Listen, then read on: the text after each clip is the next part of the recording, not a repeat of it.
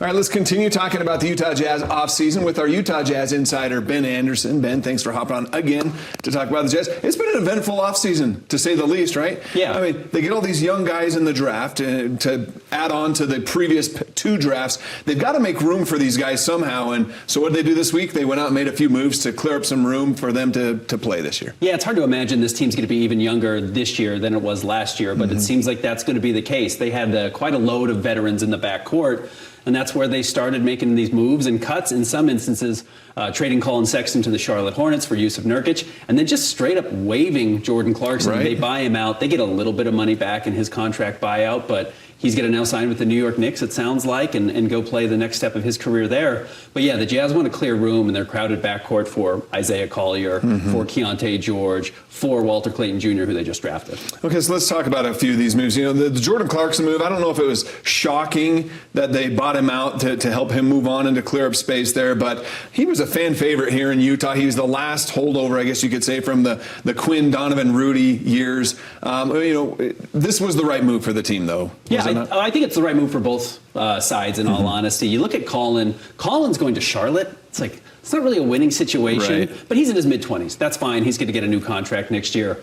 Jordan Clarkson's in his early 30s. He's probably on the second half of his career. So let him go pick a spot where he wants to play. Let him find his next home instead of saying, well, the Wizards were offering a second-round pick for you. It's like, no, we've taken care of you. You've taken care of us. Let's make sure that this is a happy divorce and everyone can go their own ways. And yes, the Jazz benefit by clearing space, but Jordan Clarkson picks an opportunity to go play in Madison Square Garden, play at Mecca. How could you not be happy for him? Yeah, a chance for him to compete and maybe find a ring. Okay, so with this trade that you mentioned, Colin going to Charlotte for Jusuf Nurkic, first of all, I guess, how would you grade this trade overall, and was this a good deal for the Jazz? How many Fs can I give? That's a terrible trade. Right. Yeah, in all honesty, Colin's a really good player. Yeah. And I know, he was on a losing team in Cleveland, and he was on a losing team with the Jazz. I think a lot of that is more circumstantial than it is an issue with Colin not being a winning player. I think he's going to go and help, and I think he's going to help Charlotte win some games if they're ready to take that step. But I think Colin's a good player. So, the Jazz cleared room. They basically waived him. They just didn't have to eat his $19 million salary. Unfortunately, they had to give up a second-round pick with it. So, yeah, this is a bad trade, in all honesty, when you just think about the value of what you hoped Colin Sexton would have on the market. And I think the Jazz are a little surprised that they didn't get more for him. How does Nurkic fit in with the Jazz? We heard his press conference. He talked about how he had to erase everything he knew about Utah before when he came here. How does he fit in with this new program? Well, he's less redundant than these guards, so he will have a role and he'll come in and be a backup, and he's one of the 40 best centers in the NBA. Now, the value of finding a backup center is low. It's easy to find backup centers. You get a 7-footer and you come in, especially on a team that's not expecting to win a whole lot this year, and you can find these types of guys. So in that sense, the value is he matches Colin's salary exactly. He's expiring, though expiring contracts may not have as much value as they once did. But if you do want to make a deal midseason and you need to return $19 million to somebody, he does make that. And big guys do become in vogue at the trade deadline. So there might be a little value there. But the truth is he probably plays out his 1 year and goes elsewhere. Yeah.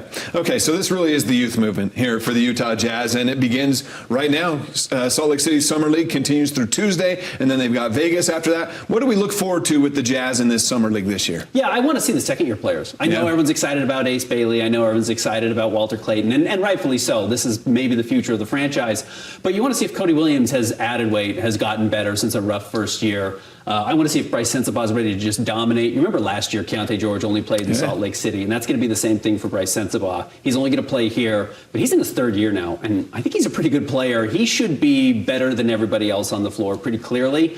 And then I want to see, how does the rest of the team come together? How do they fit together? And do guys start to play maybe different roles than we saw them in college? It's just Summer League, but there's still a little bit to get excited. I remember Donovan Mitchell's Summer League. You mentioned Keontae's time in Salt Lake. Those were moments that got Jazz fans excited. Do you think there would be a moment like that this year too? Yeah, you don't want to blow it up because they're playing against other rookies or guys who aren't going to make the NBA at all. But you remember back to when the Donovan Mitchells blew up. You remember Darren Williams at the Rocky Mountain Review blowing up and just thinking, oh yeah, there's something here. That's what I think you're looking for this weekend. Okay, awesome. Ben, thanks a lot for joining us these past few weeks talking about Utah Jazz.